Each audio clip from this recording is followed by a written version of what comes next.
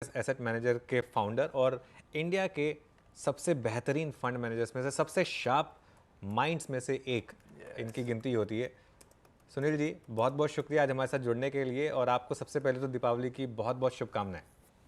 दीपावली की आपको भी अनुज, और आपके सभी साथियों को और सभी दर्शकों को दीपावली की एकदम हार्दिक शुभकामनाएं। और आपका नया साल और भी अच्छा हो। इंडिया में हर साल अच्छा होता है, ये साल और भी अच्छा हो।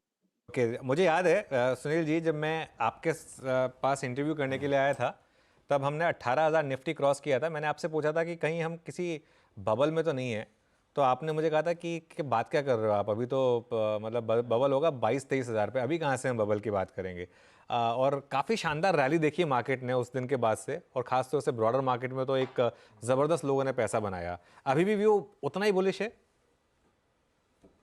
उस समय आपने ये भी कहा था कि कोहली की 49 सेंचुरी होगी कि नहीं, तो हमने होगी, और मार्केट तभी 20 शेयर होगा। मार्केट थोड़ा सा पीछे चल रहा है, कोहली थोड़ी आगे चल रहा है, कोहली थोड़ा आगे चल रहा है। देखो निकुंज, क्या हो रहा है, सॉरी अनुज, क्या हो रहा है ना, बेसिकली मार्केट, इंडिया जो है, इंडियन इकोनॉमी और इंडियन मार्केट्स, ये एक बहुत ही अच्छे विकेट पे हैं। आई थिंक थोड़ा सा जो हेडविंड हमें आता है वो ग्लोबल फैक्टरों की वजह से आता है। उसे जियो पॉलिटिकल फैक्टर कह लीजिए या मैक्रो इकोनॉमिक फैक्टर कह लीजिए। यूएस में इन्फ्लेशन, इंटरेस्ट रेट जो 5% छू गए थे, उनको लेके हुए थोड़ा सा एक कंसर्न आता है अभी भी। जैसे कल ही एक रेटिंग एजेंसी ने यूएस के बॉन्ड को डाउनग्रेड किया है, रेटिंग को। तो आई थिंक ये सब फैक्टर्स ही हमें अभी तक मौका दे रहे हैं थोड़ा बहुत इन्वेस्ट करने का।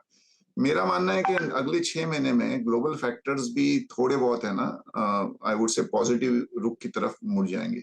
और तब अगर फॉरेन इन्वेस्टर्स भी इंडिया में अगर खरीदने निकल पड़े, तो I think then we are set for quite a big rally. तो I think we are in a good spot. I think माहौल अच्छा है। वाली बात लेकिन सुनील सर को याद थी। जैसे उन्होंने बोला मुझे वो इंटरव्यू याद आने लगा। हाँ एग्जैक्टली तो सुनील सर, इस समय फिर आपकी नेक्स्ट बिग बेट क्या है? मुझे पता आप स्टॉक स्पेसिफिक बात नहीं करेंगे, लेकिन कोई एक इंटरेस्टिंग थीम जहां पर आपने कोई 2-3 स्टॉक्स निकाले हो? तो अनुज, एक्चुअली प्रॉब्लम क्या है ना, हम रोज ही कुछ ना कुछ करते रहते हैं। कभी सही चले जाते हैं, कभी गलत चले जाते हैं। लेकिन है ना, आई think India itself is a theme. India में आप अगर देखिए, ये क्वार्टर के भी जो नंबर्स आए हैं अक्रॉस द बोर्ड, नंबर्स अच्छे आए हैं, रिजल्ट्स अच्छे आए हैं। जो एक सेगमेंट जिसमें रिजल्ट थोड़े से डिसअपॉइंटिंग आए हैं वो है कंजम्पशन, क्योंकि इस बार दिवाली और जितनी भी शादियां थी सब एक महीने से वो डिफर हो गई। तो आई थिंक जो सितंबर में वो कंपनियां, जो कंजम्पशन ओरिएंटेड कंपनियां अच्छा नहीं कर पाई, वो दिसंबर और मार्च के क्वार्टर्स में उसको भरपाई कर लेगी, वो जो थोड़ा सा जो कमी आ गई है। तो I think India is in a good wicket. We are looking at good sort of consumption, good growth in economy, good income levels going up. I think एक सेक्टर जहां markets have not gone up to the extent of earnings growth has been financials। Particularly जो large financials है उसमें earnings तो बहुत जोर से बढ़ के आई है, लेकिन एक साल में अगर आप रिटर्न देखेंगे तो हार्डली आपको कोई रिटर्न दिखेंगे। I think that segment looks right for an up move. और उसके लिए जो ट्रिगर पॉइंट होगा ना, वो थोड़ा सा, अगर यूएस में जो 10 ईयर यील्ड है वो थोड़ी सी अगर नीचे आ गई, तो I think that can be the trigger point. Obviously अब ये रेटिंग डाउनग्रेड की वजह से हो सकता है कि थोड़ा 10-15 दिन फिर वहां पे अनसर्टेनिटी रहे, but I think that can be the trigger point. दूसरा, I think overall over a period of time we are entering into a phase with the next 6 months. एक तो इलेक्शन है, उसको हमें देखना भी है, लेकिन इलेक्शन के 6 महीने पहले है ना, थोड़ा सा स्पेंडिंग बढ़ जाती है। तो आई थिंक कंजम्पशन सेक्टर, जैसा मैंने आपको कहा, जो थोड़ा सा लैग कर रहा था, वो अगले 6 महीने और 2-3 साल के व्यू से भी अच्छा दिखता है। और वो कंजम्पशन में हम डिस्क्रिशनरी कंजम्पशन पे ज्यादा फोकस कर रहे हैं। तो हाउस होल्ड मटीरियल हो गया, या जहां पे कंजम्पशन में आपको थोड़ा सा भी वैल्यूएशन का कंफर्ट है, आई think that segment also looks pretty pretty good. अच्छा सुनील जी, आप ये यूएस इकोनॉमी की बात कर रहे थे, उसकी बॉन्ड यील्ड और ऑफ कोर्स उस रेटिंग जो मूडीज ने रेटिंग आउटलुक थोड़ा सा घटाया है, इस सब के बीच फिर भारतीय आईटी कंपनियों का क्या होगा? आज तो मुहूर्त के दिन तेजी देखने को मिल रही है, लेकिन यहाँ पर पैसे बनेगा या नहीं इस नए संवत में? एक्चुअली है ना, बहुत ही एक फनी चीज है। अगर आप देखेंगे ना प्राइस मूवमेंट, बैंक्स जिनके रिजल्ट्स अच्छे आए और आउटलुक हम जैसे हर एक्सपर्ट कंसेंसस तेजी में है, उसमें पैसे बने ही नहीं है। आप ICICI bank, HDFC bank, SBI, Kotak bank आप देख लीजिए, लास्ट 1 साल में हार्डली कोई रिटर्न बना है। और आईटी सर्विसेज कंपनियां जिसमें बहुत सारे हेडविंड्स थे और सब ऑलमोस्ट नेगेटिव थे, उसमें आप एचसीएल टेक देख लीजिए, टीसीएस देख लीजिए, विप्रो देख लीजिए, उन्होंने निफ्टी से ज्यादा रिटर्न दिए। तो बहुत बार जो दिखता है वो एक्चुअली होता नहीं है। दूसरी चीज ये है कि IT services company India, that is one sector where India is global competitiveness. तो थोड़ा सा उसका भी एक फर्क होता है। ये कंपनियां जितना प्रॉफिट बनाती हैं उतना डिस्ट्रीब्यूट कर देती हैं, either by way of buyback और बाय वे ऑफ डिविडेंड। तो आई थिंक इसमें अंडरवेट रहना तो नहीं लगता है। दूसरा, अगर थोड़ा सा भी अपटिक आई है ग्लोबल मार्केट में, पर्टिकुलरली यूएस में, तो I don't think market is position to that. तो मेरा मानना रहेगा कि आईटी सर्विसेज में हमें बने रहना चाहिए।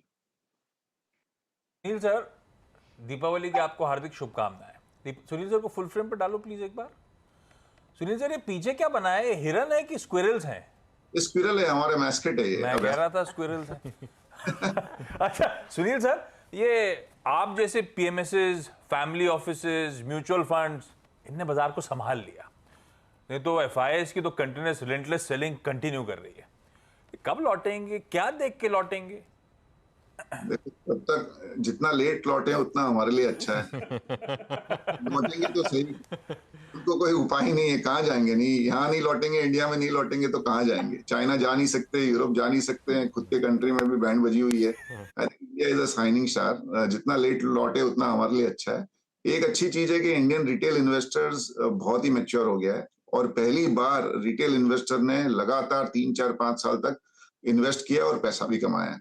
तो आई थिंक सबसे बड़ा जो बोलते हैं ना सुख वही होता है कि जब इंडियन इन्वेस्टर पैसा कमाए, उससे बड़ा सुख नहीं होता। और आई थिंक इसका श्रेय आपको भी जाना चाहिए। आप चैनल पे हरदम इन्वेस्टरों को अच्छी एडवाइस देते रहते हैं, बने रहने की सलाह देते रहते हैं। I think that also gives a lot of comfort to the investors. बिल्कुल, बहुत बहुत शुक्रिया ये बात बोलने के लिए सुनील सर।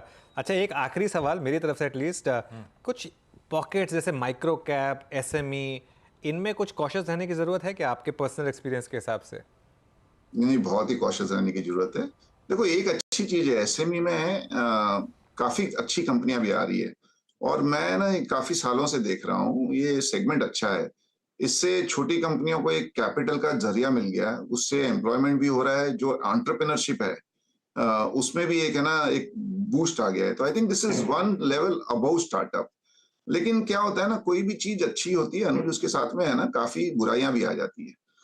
तो आ रहे हैं काफी शेडी कंपनीज भी आ रही है, 400 गुना सब्सक्राइब, 1000 गुना subscribe. I think investors have to be careful. Just because एक एसएमई कंपनी या माइक्रो कैप कंपनी, उसमें आपको रिटर्न 100% मिलेगा, इसकी कोई गारंटी नहीं है। अगर आप उसमें फंस गए तो आपका 80-90% भी जा सकता है। तो I think carefulness is definitely needed, but अच्छा सेगमेंट है। ऑलराइट सुनील सर, बहुत बहुत शुक्रिया और एक बार फिर से सीएनबीसी आवाज़ की तरफ से आपको और आपके पूरे परिवार को और आपकी पूरी टीम को दीपावली की बहुत बहुत शुभकामनाएं। धन्यवाद। चलिए अब एक काम करते हैं, एक शो में